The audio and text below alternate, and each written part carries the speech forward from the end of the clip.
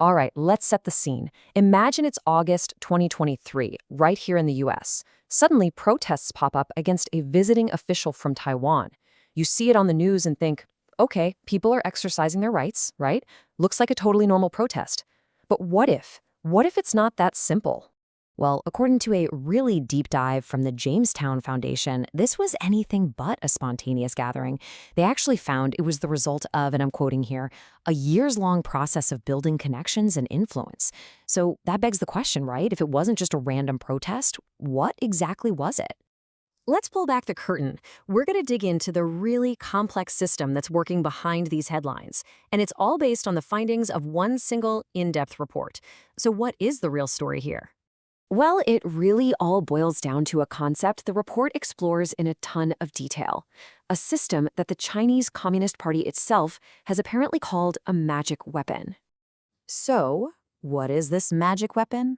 It's called the United Front. The report defines it pretty clearly. It's a whole network of agencies whose job is to influence groups outside the party, to, help push its agenda forward. It's basically a strategy of getting things done through others. And this is not some new idea. The report actually quotes former CCP leader Mao Zedong, who laid out its purpose with some pretty chilling clarity. He said it was about unifying our real friends to attack our real enemies.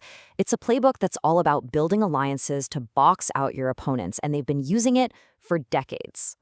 And if you look at the history, you can really see how the targets of this work have just ballooned over time. I mean, back in 1979, the focus was pretty narrow, right? Just overseas Chinese elites. But then, fast forward to 1993, and bam, it expands to all foreign nationals of Chinese descent. Then they add students studying abroad. And now today, under Xi Jinping, the goal is to unify Chinese descendants, well, everywhere. The net, as you can probably tell, has gotten way, way bigger. Okay, so that's the what. But how does it all actually work?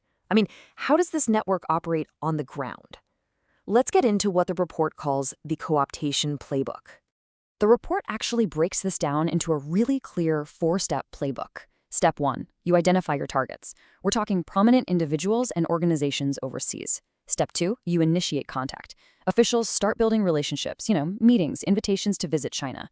Step 3 is where it gets subtle. They build bonds, they provide support, and over time they start to gently embed party narratives into the organization's own materials. And then, only after all that, comes step 4. They make requests. And they start small, maybe a little favor here or there, before escalating to the big stuff, like, say, mobilizing a protest. And here is the absolute key. The party's involvement is often totally hidden. These activities are designed to look like local community groups are just exercising their democratic rights, free speech, right to assemble. And that makes the influence so much harder to actually see. So, of course, this raises a gigantic question. Just how big is this system? What is the actual scale of this global influence network? The research gives us some pretty startling numbers. Get this, the investigation found over 2,000 organizations with ties to the United Front system, and that's just in 4 democratic countries. Yeah, this is not some small, isolated thing. The report uncovered a massive established network. I mean, just look at the numbers.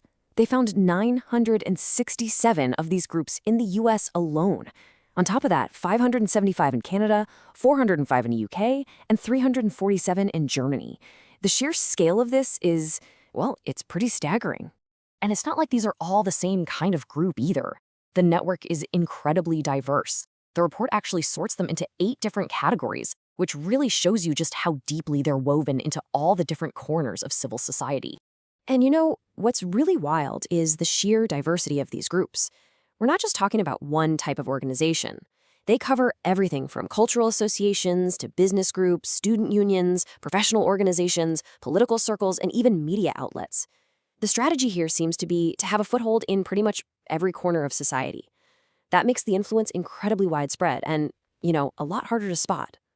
So what does this actually look like in real life? Well, here you have it. These are pictures of hometown associations putting on cultural events. They're hosting festivals, celebrating the new year, all things that connect them to local communities in ways that feel totally normal and positive. And that's exactly how trust and relationships are built over time, often way before any request is ever made. Okay, so we've talked about the what, the how, and the scale, but that brings us to the biggest question of all. Why? I mean, what's the end game? What is the ultimate goal of all this effort? The report is super clear on this, and it actually cites the CCP's own language. The main goal, the big objective, is to support what it calls the Great Rejuvenation of the Chinese nation. But national rejuvenation, that's not just some empty phrase, right? The report says it actually translates into very concrete goals. Things like unification with Taiwan, or becoming the world's undisputed leader in comprehensive national power. It's also about building up global support for the party's goals while, at the same time, shutting down any opposition. So when you boil it all down, the ultimate goal is to reshape the whole international system to better suit its own interests. So what's the big takeaway here? How are open societies supposed to handle a challenge this complex? Well, the report's main recommendation really comes down to one idea: active transparency. It argues that the best way to limit this kind of interference is through better education and sharing information, so that everyone, from government officials to the general public, can recognize what's going on. And all of this really leaves us with a huge, important question for our time, doesn't it? In a world that's more connected than it's ever been, how do open, democratic societies strike that balance? How do we engage with other countries while also protecting ourselves from this kind of hidden influence? That's really the central challenge this report puts on the table, and it's something we're all going to be dealing with for a long, long time.